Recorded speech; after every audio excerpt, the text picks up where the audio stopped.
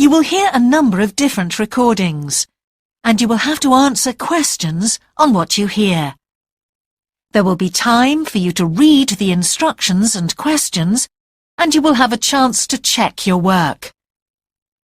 All the recordings will be played once only. The test is in 4 sections. At the end of the test, you will be given 10 minutes to transfer your answers to an answer sheet. Now turn to section 1. You will hear a conversation between 2 flatmates, Craig and Don, who are looking for a third person to share their flat. Look at questions 1 to 8.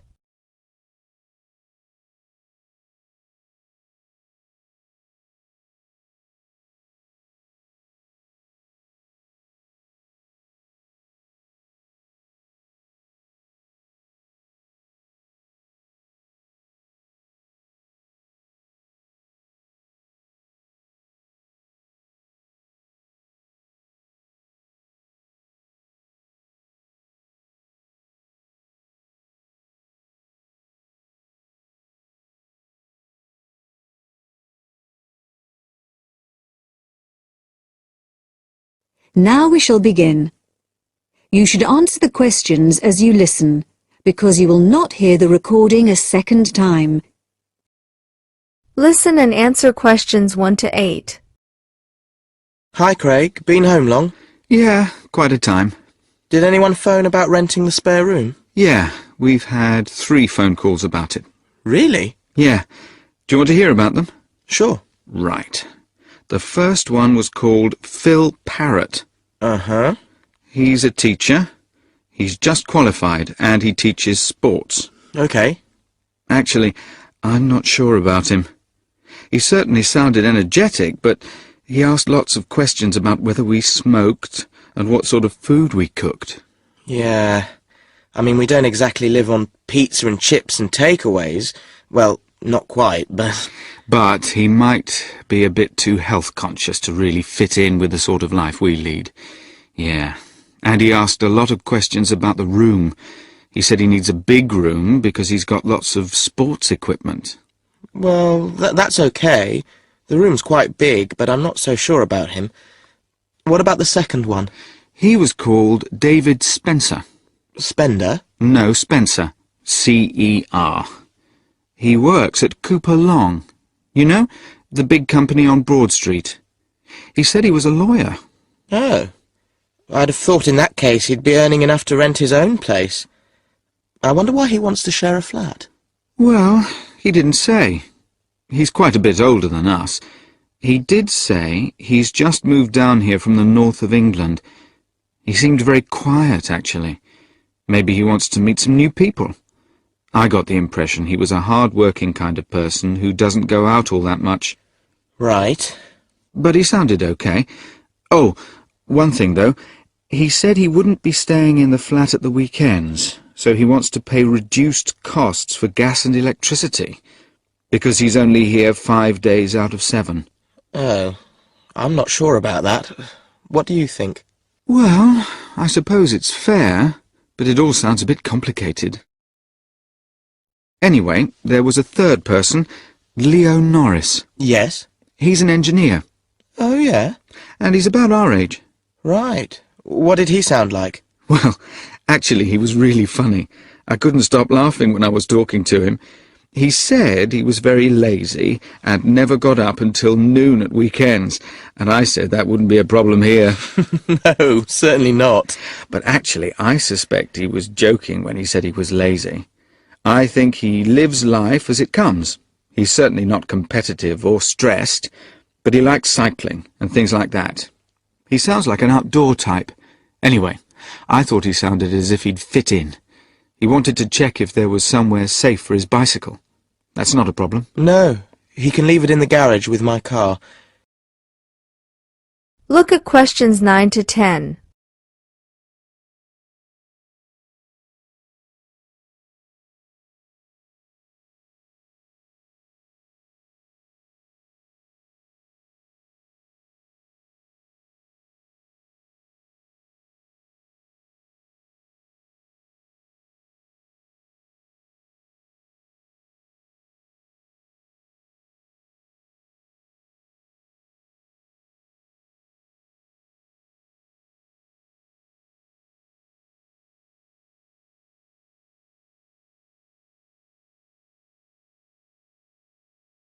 Listen and answer questions 9 to 10. So did you get his contact details? Yes, he left his mobile number. It's 077 687 2433. And does he want to move in straight away? Well, he's paid his rent in his present place up to the 31st of September, but he said that if possible he'd like to move in a bit before then. He said the 28th of September. And he was okay about the rent? Yeah, he said it was fine. Right. So shall we give him a ring and see if he wants to come round and... That is the end of section 1. You now have half a minute to check your answers.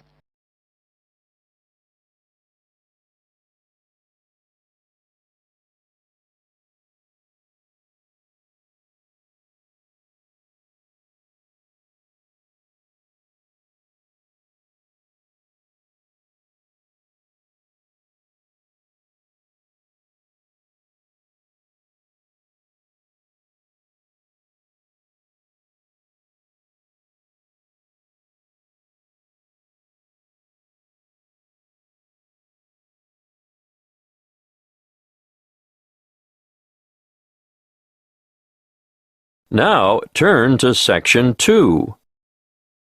Section 2. You will hear a representative from Dreamtime Tours giving information about a particular tour option. First, you have some time to look at questions 11 to 14.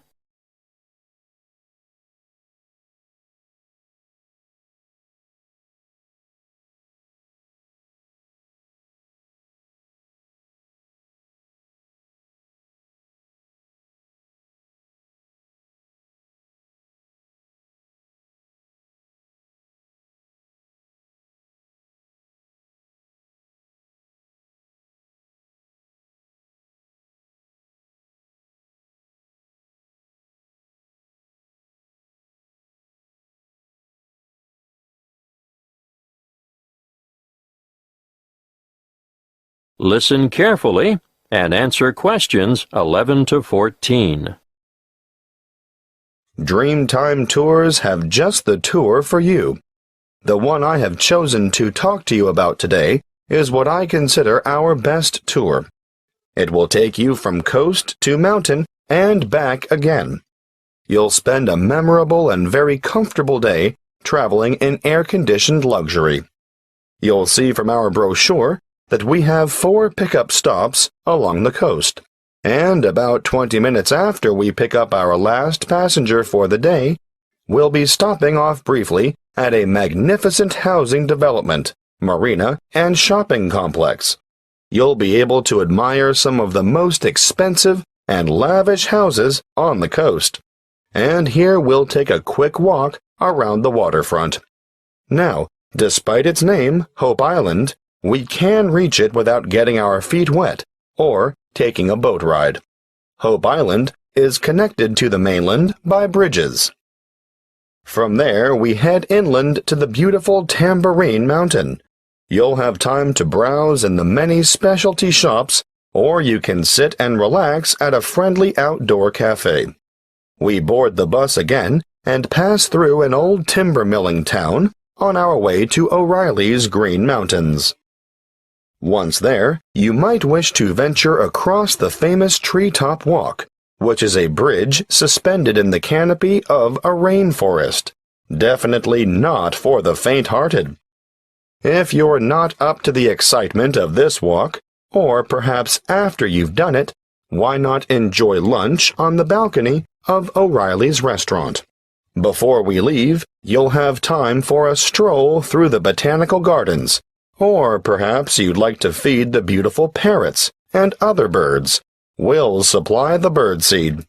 From O'Reilly's, we travel to an alpaca farm for a demonstration, and of course, there'll be a photo opportunity for you with these gorgeous animals before returning to the coach for the journey back to your original departure point. Before you hear the rest of the talk, you have some time to look at questions 15 to 20.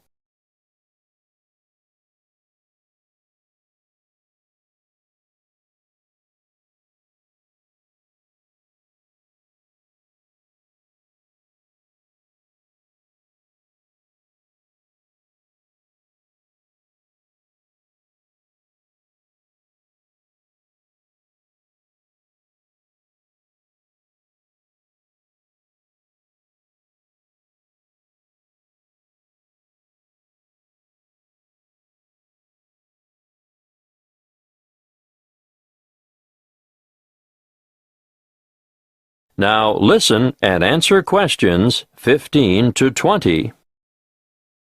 If I've persuaded any of you to sign up for this tour, take a look at our Dreamtime Tours brochure.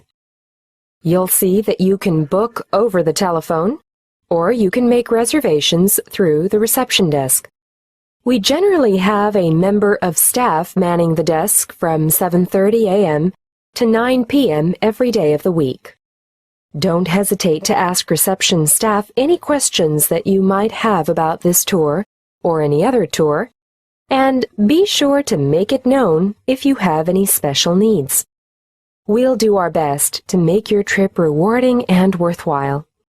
If this is the tour you want, be sure to specify Green Mountain Tour, and note that these excursions are full-day tours on 3 days of the week only, Sunday, Monday, and Friday, although we're hoping to have a Saturday tour available by next year.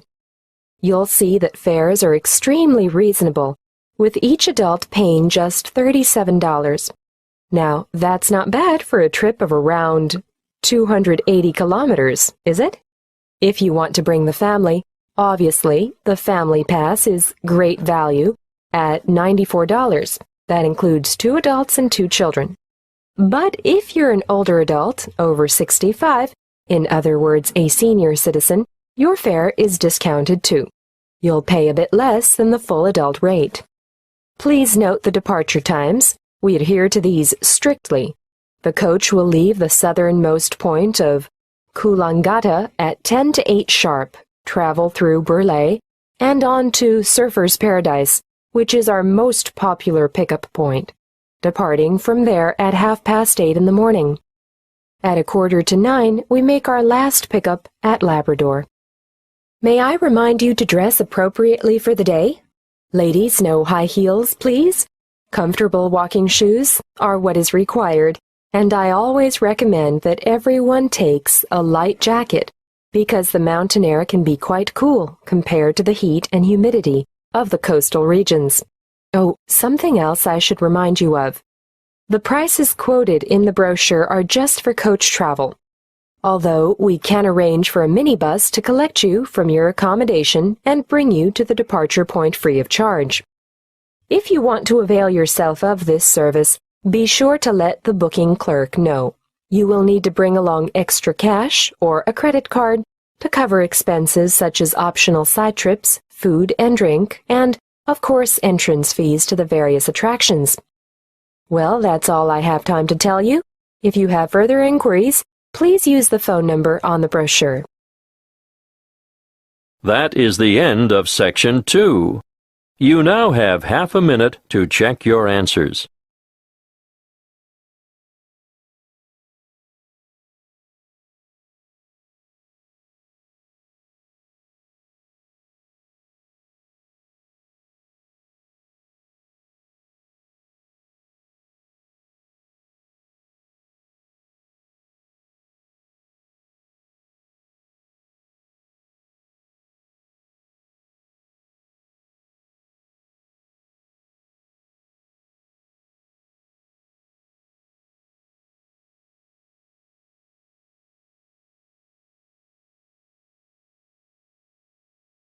Section 3.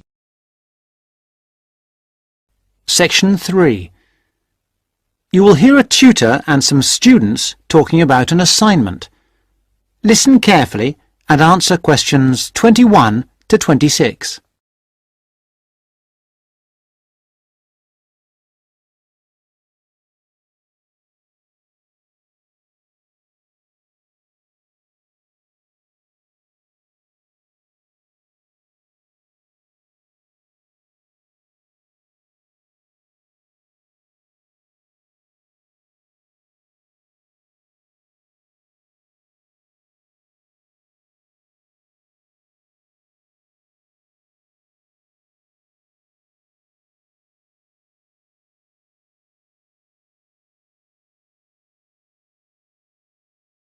Listen and answer questions 21 to 26. Come in. Sit down. Good to see you. Hello. Hello. Now, this assignment. The best thing we can do, I think, is to think how we can approach it. The main point is to investigate television, but not what's happened in the past. I was thinking that it would be necessary to go over the new media first, and then... Yes, that's a way to make a start, but you need to do that quite briefly. But it's quite a complex topic. Yeah, I agree, but the emphasis must be on the future development of television as a cultural phenomenon. Yes. I've been reading the talk by Ashley Highfield. All right, and what do you take from that? What are the things that are competing with television? Well, to start with, there is the games console. Then there is the personal computer and the internet. Then again the mobile phone with its capability of games and puzzles. And of course internet access. Lastly, there is the iPod with the possibility of listening to music wherever you go. Good, you've understood that. Now, which of these presents the greatest competition for television? Well, according to the research, it's video games. Yes, that's true at present, but in the future... I think the phone will present the greatest threat then. And why? Because it's mobile, portable, and it's developing fast. Yeah, I think you're right. You need always to look to the future and try to assess how things will develop, as we said. Good. Now, you need to move on to the new social trends in connection with television. Is one of them the idea that programs might become shorter and shorter? Ah, yes. The average program might be 10 minutes. Or even less. Just mini-programs, say 4 to 5 minutes long. Now, do you think you can get access to all the materials you need? The problem at the moment is the library. Oh, yes? What's happening there? There's a tremendous amount of noise because of the new extension they are building. It's quite impossible to work there. They are stopping work for a week next week, I believe, and then all the sections will be open.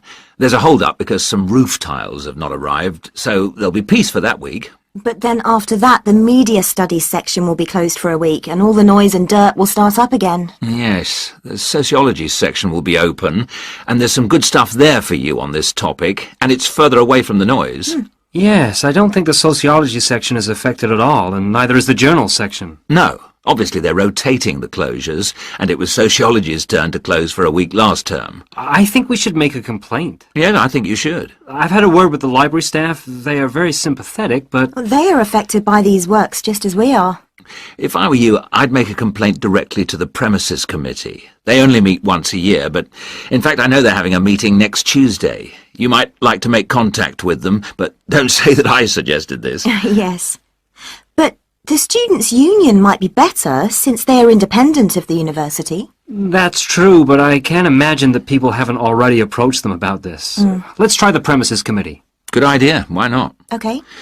Now, don't forget I need a copy of your dissertations by email and 2 copies in print, that is, on paper. If you give the reprographics office 24 hours notice, they'll make copies for you. And if you give them my details, they'll send those copies directly to me. They won't send copies to you, so you'll need to take your own copy personally from them. Good. Any questions? Look at questions 27 to 30.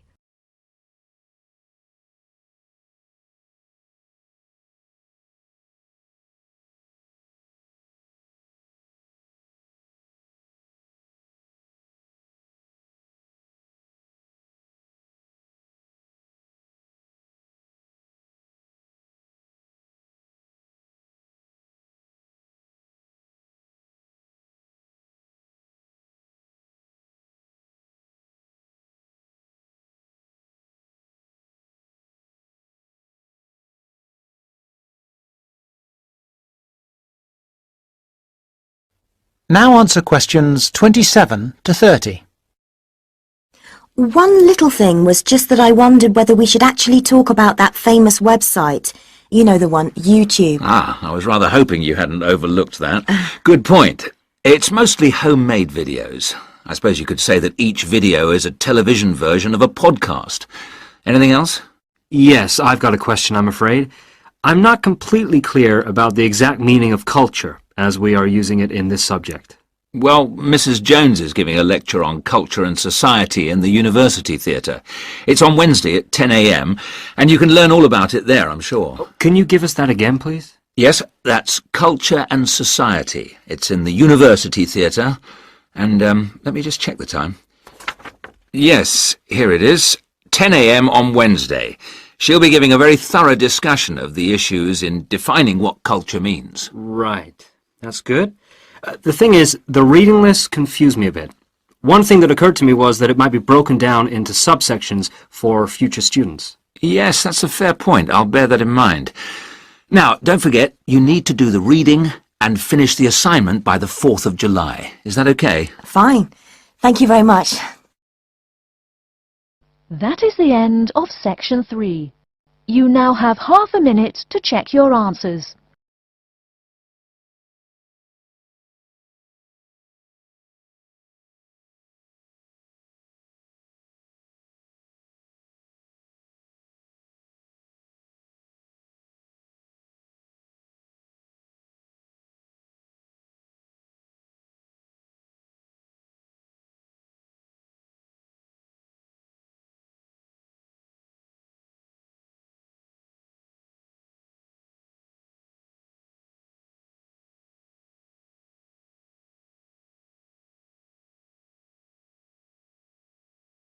Now turn to Section 4.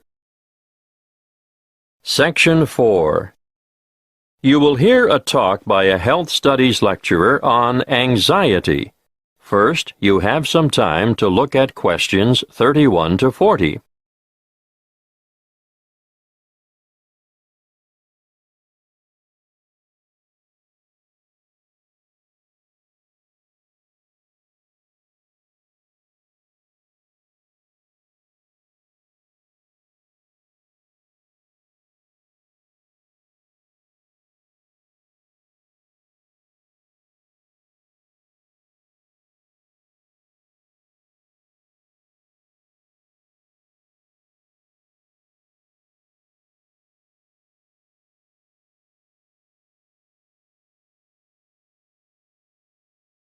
Listen carefully and answer questions 31 to 40.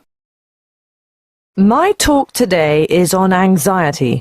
Anxiety is something you've all experienced at some time in your life, so you'll know that it's an emotional condition in which feelings of dread, fear, and mental agitation predominate.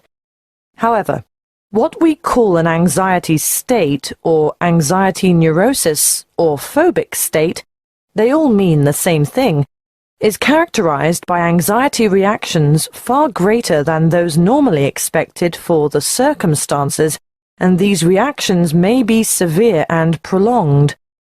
This is the most common form of neurosis in westernized countries. Usually, normal anxiety decreases with repeated exposure to the feared situation, whereas a neurotic anxiety tends to increase. Gradually, the person is inclined to avoid the feared situation and views it with increasing dread. Sometimes there may be an inherited tendency for this, but usually environmental issues are more important. The individual may have been a worrier throughout life, and a stressful condition, just before symptoms set in, is common. Often there is a gradual build-up of anxiety, possibly for weeks or months before the ultimate break occurs. The precipitating cause is usually one of great significance to the patient, often related to personal events, such as bereavement, a breakup, threats to career, health, or personal integrity. What are the symptoms of phobia? Well, phobic states often develop into severe, crippling challenges that can be very difficult to overcome. The person develops a fear of certain situations. It's not uncommon to have one or more of these present at the same time. I'm going to name some frequent phobias and give you a description of their symptoms. Let's start with agoraphobia, which is when the person has an intense anxiety about venturing outside the safety of the normal home surroundings. It may be impossible for this person to ever go out alone. Their fear of public or open spaces is completely irrational, and they often end up leading very secluded lives. Claustrophobia, on the other hand, is a morbid fear of closed-in areas or places. If you see me taking the stairs instead of the lift, think about it. Am I trying to get more exercise, Or am I trying to avoid the confined interior of the lift? And I'm sure you all know people who are afraid of flying. Sometimes it's the fear of being enclosed in the aeroplane itself, and you can imagine how the cramped confines of airline toilets are really bad news for these sufferers. Now I'll move on to discuss social phobia, which, believe it or not, is more common in men. It's an acute anxiety that develops when they are in the presence of others. They feel self-conscious, apprehensive, and embarrassed. If attention, real or imagined, is focused on the sufferer, he becomes uneasy and may blush, stammer, or stutter. Some sufferers even develop tremors, shaking or trembling movements of a part or parts of the body. Or another very common sign of their extreme discomfort is that they perspire profusely on their palms, under their arms, or on their feet. That brings me to the last one that I want to mention today, and that is single phobia. And no, it's not a fear of lifelong bachelorhood. This one is actually precipitated by an acute aversion to dogs, cats, spiders. You may have heard of the term arachnophobia. Well, it applies specifically to spiders, but any single thing can basically cause a strong aversion. Snakes, frogs, mice, or rats, for instance. I can assure you the list is unlimited. You name it, and someone is sure to have a phobia about it. Some people are terrified of the dark, for example, and I'm not talking about young children here. You'd be surprised how many adults are afflicted in this way. Well, I see our time is up. Next week I'll go into some of the treatments and therapies for phobias that have been used over the ages, and some of the relatively new drugs that have recently come on the scene. That is the end of Section 4. You now have half a minute to check your answers.